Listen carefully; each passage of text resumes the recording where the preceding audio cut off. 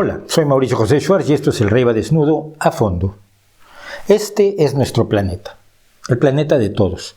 A lo largo de la historia y por distintas causas, los seres humanos nos lo hemos repartido dibujando fronteras caprichosas para separar a los que son nosotros de los que son ellos. O bien las distancias y accidentes geográficos nos han separado en idiomas e incluso repartimos el planeta según nuestras supersticiones sobrenaturales, las religiones. Dibujamos fronteras que con frecuencia cambian y precisamente al cambiar demuestran cuán artificiales son. La idea de que no hay ellos y nosotros, sino que todos somos nosotros y que las fronteras son un invento en ocasiones muy molesto, es bastante reciente y, hay que decirlo, no aceptada generalmente. Es una pelea clave hoy por parte de los sectores más conservadores y retrógrados enamorados de las fronteras. Y a la idea de quitar quizás o debilitar un poco esas fronteras, ellos y solo ellos la llaman globalismo. Olvidan que apenas hace unos cuantos años celebraban la globalización.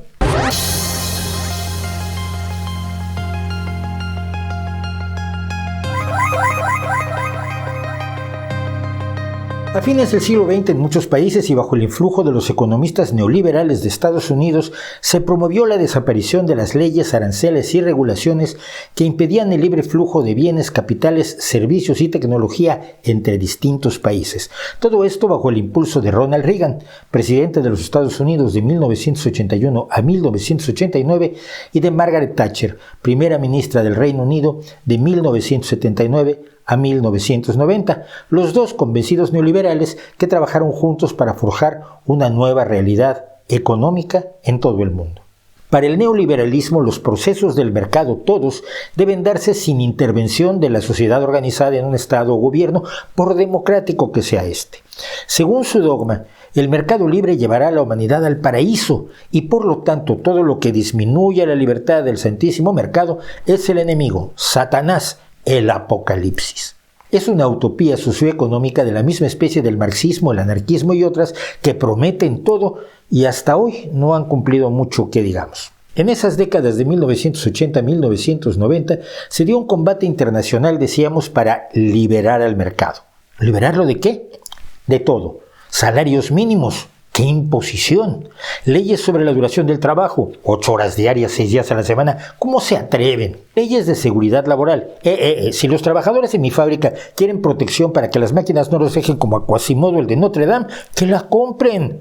No es mi obligación. Leyes de protección al medio ambiente. Cuidado, el planeta se autorregula solo como el mercado. Protección a los proveedores, al consumidor, leyes de salud, pensiones, escuelas públicas, hospitales públicos, todo lo público, sindicatos. ¡Ay, madre mía, sindicatos! Todo eso obstaculiza la labor de San Mercado de todos los milagros y debe ser eliminado. Ciertamente, estas leyes se promulgaron para evitar abusos por parte de las empresas y las personas económicamente poderosas en la revolución industrial. Porque esos abusos existían. La explotación de los trabajadores era brutal, los monopolios, los cárteles, la destrucción del entorno, la falta de oportunidades, la inexistencia de la movilidad social, la depredación de países productores de materias primas y mucho, mucho más que fue bastante horrendo. Pero hoy nos vuelven a contar que no hay problema, que no hacen falta esas leyes porque intervendrá la mano invisible del mercado libre, que lo regula todo mediante la magia para obtener óptimos resultados económicos para todos. La prueba, vuelva mañana. Llevar las ideas neoliberales a nivel mundial fue precisamente la globalización económica, impulsada por grupos como la Organización Mundial del Comercio, con acuerdos de libre mercado que aparentemente abrían las fronteras a bienes, servicios y demás, lo que nos decían era magnífico, aunque beneficiara mucho más a los ricos poderosos que a los países más pobres. Dados los avances tecnológicos y el progreso en la forma de ver las sociedades, quizás esta globalización económica era inevitable, pero podía haberse hecho mucho mejor. Muchos se opusieron a ella previendo sus consecuencias indeseables. Como dijo el excomisionado de Comercio de la Unión Europea, Pascal Lamy, la globalización es increíblemente eficiente, pero también, hasta ahora, increíblemente injusta. No deja de ser curioso que algunos grandes defensores de la religión mercadolátrica ni siquiera saben qué es la globalización económica. Pongo como ejemplo a Agustín Laje, que es famoso por estos lares. Globalización es una palabra que la usamos popularmente desde la década de 1990 y que ha referido y continúa refiriendo a la aceleración de los intercambios comerciales que se montan sobre la base de las nuevas tecnologías en materia de sistemas de comunicación, sistemas financieros, sistemas de transportes. Y, por ejemplo, tocar un botón y mover tus ahorros de una parte del mundo a otra parte del mundo. Tocar otro botón y contratar a un tipo que va a trabajar en tu empresa, pero desde la India. Ni lo conoces, nunca lo viste en tu vida, pero tocas el botón y lo contrataste. Tocas otro botón y compras mercancía china que te llega en cuestión de días. Eso se llama globalización. Bueno, no, Agustín, no exactamente. Mira, el que toques un botón y muevas mercancías o capitales no es globalización. La globalización fue la aceptación del neoliberalismo y la eliminación de leyes, reglamentos y demás elementos que se consideraban obstáculos al libre tránsito de mercancías, servicios y capitales. Y estos son los intelectuales de la ultraderecha nacionalista. Imagínense. Si quiere ir más a fondo, en este canal ya hemos hablado sobre la definición de neoliberalismo, que algunos usan como insulto genérico, las distintas facetas del liberalismo, las distintas facetas del socialismo y las historias de horror del libre mercado, donde hemos contado lo que pasa en realidad cuando se deja sin control a los dueños o administradores de empresas poderosas.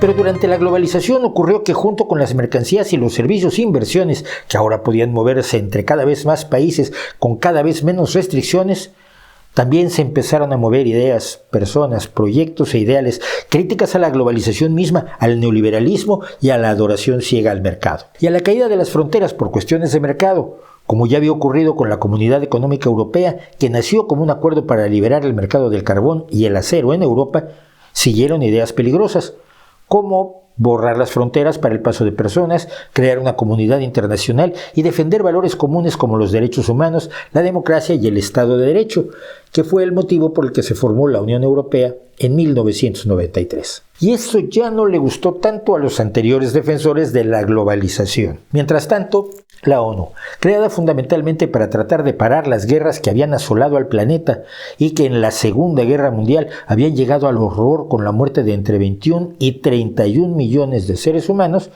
fue ampliando su alcance a la defensa de los derechos humanos, como en el combate al apartheid en Sudáfrica, la salud con logros extraordinarios como la erradicación de la viruela declarada en 1980, la legislación sobre el trabajo mediante la Organización Internacional del Trabajo, las políticas de inmigración, una Corte Penal Internacional. Y eso gustó todavía menos a quienes poco a poco fueron conformando un frente donde los viejos autoritarismos nacionalistas y la religión se unían a la mercadolatría y el odio a los pobres y a las etnias consideradas inferiores. Bueno, y a otros que también se consideraban inferiores. Venían inmigrantes, había ideas diversas, multiculturalismo, tolerancia, diversidad, anhelo de igualdad, de derechos, de oportunidades, de respeto. Imagínese, de respeto. Se podía ver la televisión de medio mundo en las redes sociales y podía uno dialogar por internet con cualquier persona si compartía idioma. Y ahora actualmente ni siquiera es necesario ya compartir idioma. Y todo eso ya no le gustó nada a los que hoy conforman la nueva ultraderecha y lo llamaron globalismo, para diferenciarlo de la globalización que, como decíamos, algunos no entendían.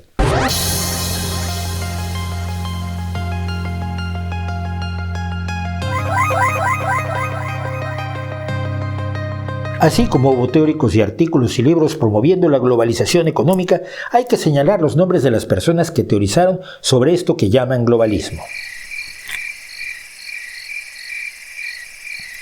Bueno, ya en esto, los libros que definieron las bases, las prácticas, las ideas y las políticas del globalismo, que es muy importante conocerlos.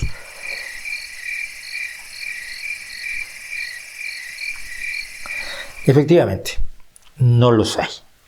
A nadie se le ocurrió el globalismo. Lo que tenemos son enemigos del globalismo, definido de muchas maneras, que conforman una industria mediática, editorial, ideológica y política donde se unen, como decíamos, los defensores del libre mercado, los nacionalpopulistas excluyentes, algunos medio herederos de Hitler, los defensores de la religión como obligación y base de la sociedad, e incluso los grupos violentos de la ultraderecha más militante, lo que viene siendo lo mejor de cada casa. Volvamos a Agustín Laje, que le atribuye la palabra globalismo nada más y nada menos que a su gurú, Donald Trump, revelando de nuevo que no tiene idea.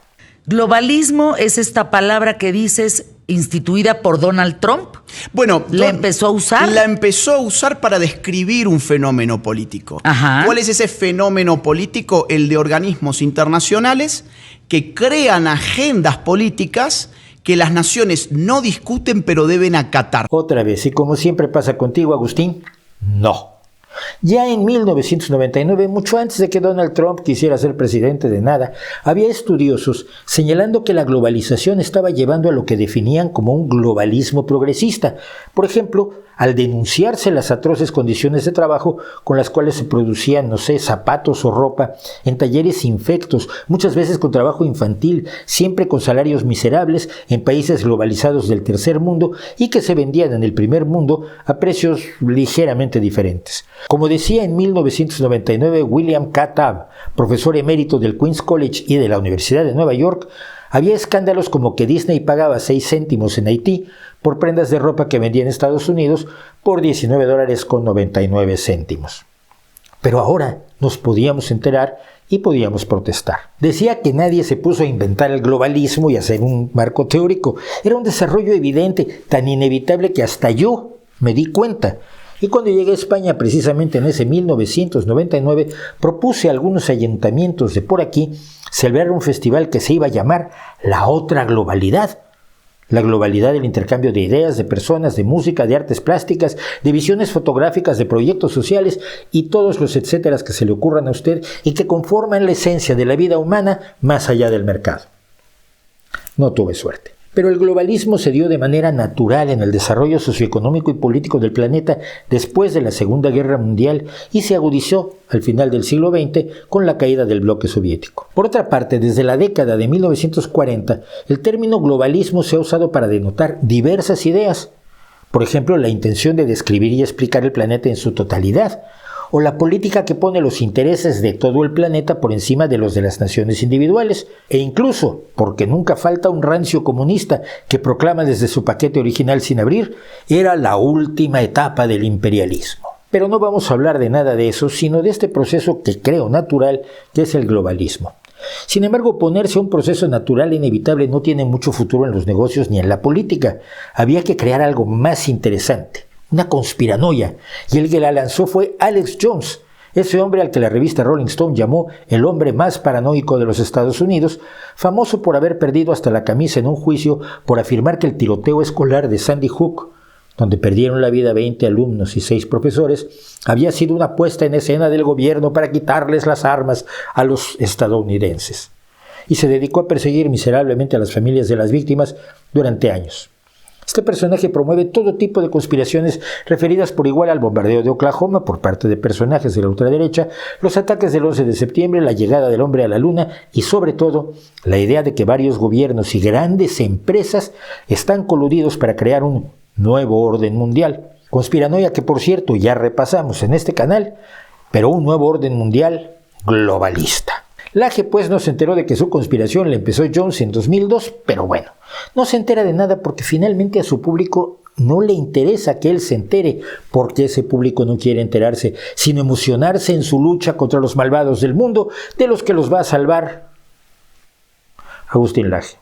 El globalismo es ese nuevo orden mundial que busca conseguir un grupo secreto de la élite militar, bancaria e industrial, que en el mundo conspi se suele relacionar con los judíos, remitiéndose a conspiranoias como la de los protocolos de los sabios de Sión, falsificación zarista demostradísima que todavía se usa hoy como argumento antisemita. ¿Pero qué es ese orden mundial o globalismo? Distintas cosas. Para los cristianos fanáticos de Estados Unidos es una forma de satanismo que busca derrotar al cristianismo con acciones como el feminismo o los derechos de los niños, cosas que van en contra de los valores cristianos y la familia tradicional, reduciendo la autoridad paterna. Para la conspiranoia de QAnon, que también ya autopsiamos por aquí, el globalismo es la labor de lo que llaman The Cable, la camarilla, un grupo misterioso, más misterioso que el anterior, que busca minar la democracia y la libertad, y para contrarrestarlos apoyan a Donald Trump y su embate contra la democracia y la libertad.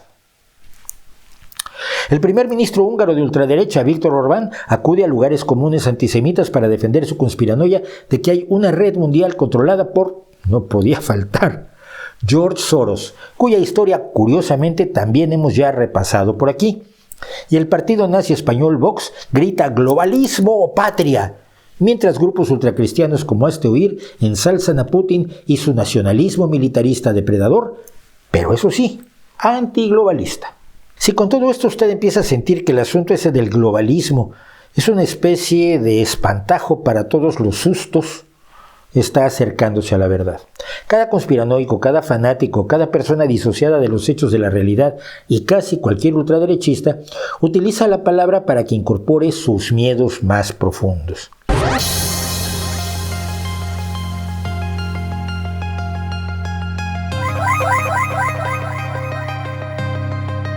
Sus odios principales en general van contra la ONU y sus dependencias, así como contra la Unión Europea. Pidamos al superexperto Agustín Laje que nos lo explique. La idea de cooperación internacional tiene sentido cuando uno tiene estados soberanos que tienen sus propios objetivos, sus propias agendas y que tratan de articularlas, cooperando justamente. Bien. Otra cosa es cuando se empieza a crear una burocracia supraestatal con funcionarios que ya no son nacionales, sino que son supranacionales, que diseñan agendas que las naciones deben aplicar. Con esto usted puede ver fácilmente cómo los supuestos liberales confluyen en la conspiración globalista con los nacionalistas radicales, los populistas, racistas y autoritarios. Ellos, los globalistas, nos quieren quitar nuestra soberanía para mandar sobre nosotros sin rendirle cuentas a nadie. Usted sabe, a diferencia de las empresas que le rinden cuentas a todo el mundo. Bueno, la nación, la patria, la unidad, la religión, la tradición y los valores rancios deben defenderse. Si esto le suena al fascismo de Mussolini, es por algo. Como todas las teorías de la conspiración, esta tiene más agujeros que un colador de espaguetis. Como ya lo hice cuando desmonté la conspiranoia de la Agenda 2030 que vende también el señor Agustín Laje, empezaré con la ONU, que según ellos se autootorga atribuciones que los países deben acatar. Por ejemplo, los antiglobis se escandalizan cuando la ONU aprueba algo, pero ocultando que ese aprueba implica que la mayoría de los países que conforman la ONU votaron a favor de ese algo. No es una cúpula en la ONU que decide y ordena y los demás bajan la cabecita, sino que se presentan propuestas y los representantes de los países votan. Esos representantes son elegidos por el poder de cada uno de los países, poder idealmente democrático, pero también monárquico o dictatorial. Es decir, los cancilleres ante la ONU representan legítimamente a todos y cada uno de los países en su conjunto y por lo tanto a las personas de esos países, a usted y a mí. Pero no, nos dicen Laje y otros conspiranoicos, la ONU es que está financiada por capitales privados, que son los que realmente mandan y la obligan a hacer cosas contra todo esto. Esto debería en realidad hacer muy felices a los libertarianos, que creen que todo debe ser privado.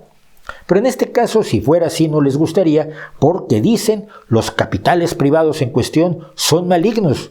Son de Soros, por supuesto, o de Bill Gates. Una afirmación delirante de Agustín Laje, por ejemplo, es que Bill Gates aporta más cada año a la ONU que Alemania, lo cual es una fantasía absoluta. Alemania aportó a la ONU en 2022 más de 6.800 millones de euros y da una cantidad más o menos similar todos los años, mientras que Bill Gates en algún año aportó 1.900 millones de dólares para el Programa Mundial de Alimentos, que no es precisamente una maligna conspiración para quitarle nada a Agustín. O quizás sí, vaya usted a saber. La realidad es que de los 74.300 millones de dólares que ingresa anualmente la ONU, el 72% proviene directamente de los gobiernos de los países que forman la organización y 13% viene indirectamente de esos mismos países. Del sector privado solo recibe el 8% de sus ingresos. Es decir, Laje miente, lo cual ya no debe sorprender a nadie. Pero no se lo diga porque se le desinfla la conspiración. El problema real es que las resoluciones de la ONU tienden a ser de carácter progresista, mucho menos progresista de lo que a muchos nos gustaría, se lo puedo decir a usted, pero bueno. A estos personajes, sin embargo, ese tibio progresismo les parece criminal, peligroso y una intervención indebida del capital privado, que ellos defienden, como hace usted la contradicción con poca sal, en los asuntos públicos. Ahora, cuidado, si el capital, por ejemplo, es de Rupert Murdoch, inundando el espacio mediático con mensajes de ultraderecha, comprando canales de televisión y periódicos, está bien. También está bien si el capital es de Elon Musk, que se gasta casi $300 millones en lograr elegir a Donald Trump, el proteccionista de los aranceles. Sí, esos aranceles a los que se oponen los libertarianos porque impiden la libertad del mercado. Tome usted otra contradicción, por si la primera no le satisfizo. Por cierto, a día de hoy, 29 de julio de 2025, Elon Musk es el hombre más rico del mundo en la lista Forbes con $408.700 millones, mientras que Rupert Murdoch, el dueño de Fox News y de muchos otros medios, es el número 91 con $23.900 millones. George Soros es el millonario número 488 con la minucia de $7.200 millones. Mire, las Naciones Unidas no tienen siquiera forma de hacer que se cumplan sus resoluciones. Carecen de ejército, carecen de capacidad sancionadora. Son un órgano consultivo, no un órgano de gobierno. Cuando la mayoría de los países de la ONU o del Consejo de Seguridad le impone sanciones a un país, las sanciones las hacen efectivas los países mismos. La organización no puede hacer nada.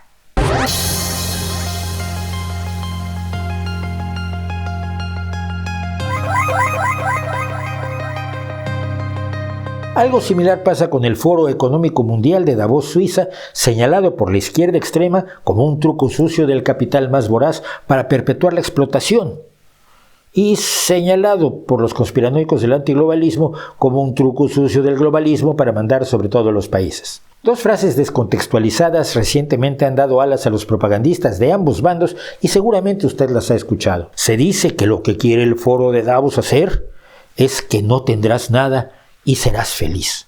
Algo que suena inquietante, no sé si forzosamente aterrador, pero ¿es la política del Foro de Davos? ¿A qué se refiere? Bueno, no es la política del foro. La frase la dijo la política danesa social liberal Ida Auken en un ensayo sobre la economía colaborativa y circular, donde analizaba esa idea de los productos como servicios más que como productos que uno compra, software que no se compra sino se paga la licencia, autos o patinetes que se alquilan en lugar de comprarse y vivienda de alquiler en vez de propia, incluso ropa que uno puede alquilar, y ella tiene alguna ONG al respecto. Son tendencias que le apasionan y que el Foro Mundial reprodujo como un ensayo más, sin jamás plantearse que ese sería su objetivo y ni siquiera comprometerse con la idea de la economía circular. Pero si uno oye a los propagandistas, el no tendrás nada y serás feliz es una plantilla precisa para el futuro de todos nosotros. La segunda frase que se usa como argumento contra el Foro de Davos es el Gran Reinicio o The Great Reset, que efectivamente fue una propuesta del Foro de Davos para la recuperación económica después de la pandemia que afectó las economías de todo el mundo. ¿En qué constaba esta propuesta? Tres cosas. Primero, crear las condiciones para una economía de partes interesadas, es decir, donde puedan opinar todos los afectados por una empresa y no solo los accionistas o directivos. Segundo, establecer formas más resilientes, equitativas y sustentables de hacer las cosas, algo que tampoco parece tan mala idea, salvo que a usted le guste hacer las cosas de modo frágil, abusivo e insostenible. Y tercero, aprovechar las innovaciones de la llamada Cuarta Revolución Industrial o la Revolución Tecnológica Acelerada. Me creerá usted, por cierto, que la propuesta del Gran Reinicio del Foro de Davos no se puso en práctica nunca, pero nadie parece acordarse, y me creerá que para la izquierda más radical este reinicio promueve el neoliberalismo y el poder de lo privado contra lo público, especialmente las grandes multinacionales, cuando la idea era un poco al revés. Porque mientras esa izquierda hacía eso, una organización como el Instituto Cato, que es como el Vaticano de los libertarianos, asumía todos los principios conspiranoicos sobre el globalismo como enemigo de la soberanía y la competencia, como censor y como enemigo de la democracia. Es decir, como todo lo que es y hace Donald Trump, pero que para ese Instituto Cato es la segunda venida de Cristo. Y mientras tanto, la ultraderecha afirmaba que la pandemia de la COVID-19 ni siquiera era algo real, había sido creada por un grupo secreto, globalista obviamente, para apoderarse de la economía global. Una economía de la que ya están apoderadas las empresas que financian el Foro de Davos, que son las 1000 más importantes del mundo. Esto es como decir que Messi está trabajando secretamente para convertirse en el primer ganador de 8 balones de oro, cuando ya ganó el octavo en 2023. Toda la visión conspiranoica de los antiglobis se centra sobre todo en Europa y Estados Unidos, dado que los conspiranoicos de esas regiones no suelen acordarse mucho del resto del mundo, de sus millones de kilómetros cuadrados de territorio y sus miles de millones de habitantes. Es decir, esta gente está convencida de alguna manera que si en Davos o en la ONU se decide que hay que vestir a los perros como cowboys, no lo va a hacer solo todo el mundo europeo y estadounidense, sino que China, la segunda potencia mundial cuyos líderes tienden a despreciar bastante a Occidente, se pondrá a vestir a todos sus perritos como a Wyatt Earp. Resulta difícil de creer. Pero claro, como se descuide uno, sin embargo, la llamada agenda globalista inventada por los conspiranoicos, de pronto es otras muchas cosas. La protección del medio ambiente, globalismo. Los derechos de la mujer, globalismo. El respeto a las personas sexualmente diversas, globalismo. El respeto a distintas culturas y cosmovisiones, globalismo. Impuestos a las empresas y a los más ricos, globalismo. Educación pública y sanidad pública, globalismo. Derechos de los trabajadores, globalismo. Lucha contra la discriminación racial, sexual, de clase, etc., globalismo. Que mi mamá me regañe por no levantar la ropa en mi cuarto, globalismo. Y como todas las conspiraciones caben en el amplio paraguas del globalismo, no es extraño que Donald Trump haya señalado una y otra vez al globalismo como su enemigo. ¿Y cuál es el antídoto al globalismo? El nacionalismo, de preferencia el nacionalcristianismo blanco, el proteccionismo, el cierre de fronteras, la regulación del comercio, la expulsión de inmigrantes, todo eso que los liberales ayer rechazaban y que hoy es motivo de su más enérgica amnesia.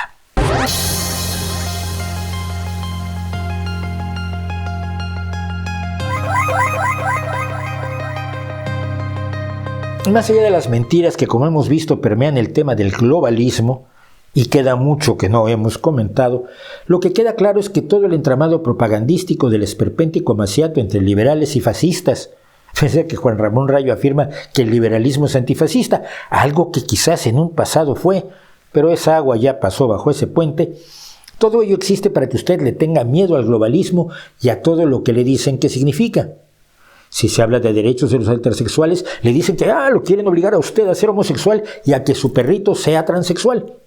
O su ratón, como cuando Donald Trump confundió a unos ratones transgénicos usados en investigación científica con ratones transexuales.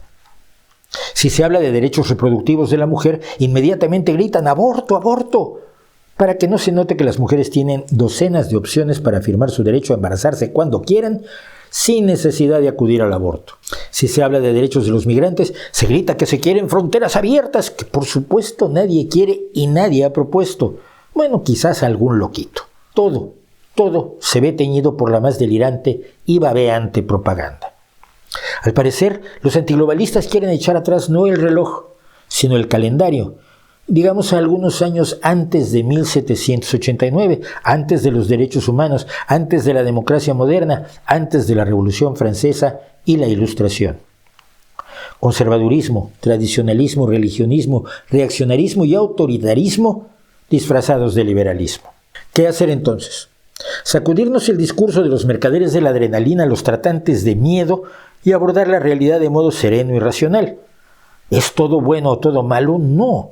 En la experiencia humana hay muy pocas cosas que sean totalmente buenas o malas, y generalmente son cosas individuales. Cuando hablamos de conceptos o hechos complejísimos con decenas o centenares o miles de elementos, no hay blanco y negro. Entonces, hay aspectos de eso que llaman globalismo que son positivos. ¿Cuáles son? ¿Cómo los apoyamos? Y hay otros negativos. ¿Cómo los rechazamos sin tirar a la basura lo positivo? ¿Qué avances de las sociedades están tratando de revertir los conspiracionistas sobre pretexto de salvarnos de un globalismo que, si bien nadie lo diseñó, ocurre naturalmente y quizás, por lo menos en parte, nos conviene? Y por supuesto, ¿cómo hablamos de todo esto con nuestra familia, amigos, conocidos, compañeros de trabajo que empiezan a sentir que les sube el ácido por el esófago con miedo cuando les dicen que vienen los globalistas a ordenarles que pongan ventanas redondas en su casa y que se las tienen que pagar al instalador de la Organización Mundial de la Salud? Porque Daniel Lacalle les dijo que el globalismo es la imposición del Estado depredador. A veces es el Estado, a veces son las empresas privadas. El chiste es que usted tenga miedo. Pero un mundo interconectado no implica el gobierno mundial autoritario que se inventan los conspiranoicos. Lo que sí implica es un reconocimiento a las responsabilidades compartidas de todos los seres humanos y una crítica al egoísmo desmedido, además de una búsqueda de terrenos comunes para abordar problemas comunes, de preferencia sin darnos de tiros. Porque hay otro globalismo que amerita nuestra preocupación. La internacional de derecha en la que confluyen igual Milei, Abascal, Le Pen, Trump, Bolsonaro, Meloni, Orbán, Wilders, Lacalle, Laje, Rayo y otros ultras que se reúnen, se apoyan entre sí, se citan, consiguen financiamiento de millonarios que creen en ellos y cuando uno lo atrapan, por ejemplo, confeccionando un golpe de Estado para robarse unas elecciones, como el caso de Bolsonaro, sus colegas lo apoyan de 1000 formas. ¿Ese sí nos conviene? Cuando sea posible, plantéele preguntas a los Lajes y Cáiceres y Lacayes y Rayos, aunque estos por lo general solo hablan con sus adeptos, y sobre todo, piense críticamente acerca de todos los cuentos que le cuentan para inquietarlo y lograr que sienta miedo en vez de pensar las cosas. El mundo es mucho más complejo de lo que usted imagina, de lo que cualquiera de nosotros imagina. Es más complejo de lo que ninguno de nosotros es capaz de imaginar. Lo que ocurre en el mundo depende de una enorme cantidad de elementos que nadie controla en su totalidad. Creer eso es como creer en Thanos, que está muy bien en los cómics y el cine, pero que no es real. Y en esa complejidad de este mundo, de estos más de 8,000 millones de seres humanos, todos con derechos iguales a los tuyos, es fundamental que no nos dejemos quitar lo que nos conviene, so pretexto de que otros más inteligentes que nosotros, como estos, nos vienen a salvar y a pensar por nosotros, que dejar que alguien lo haga suele ser mal negocio. ¿No cree usted?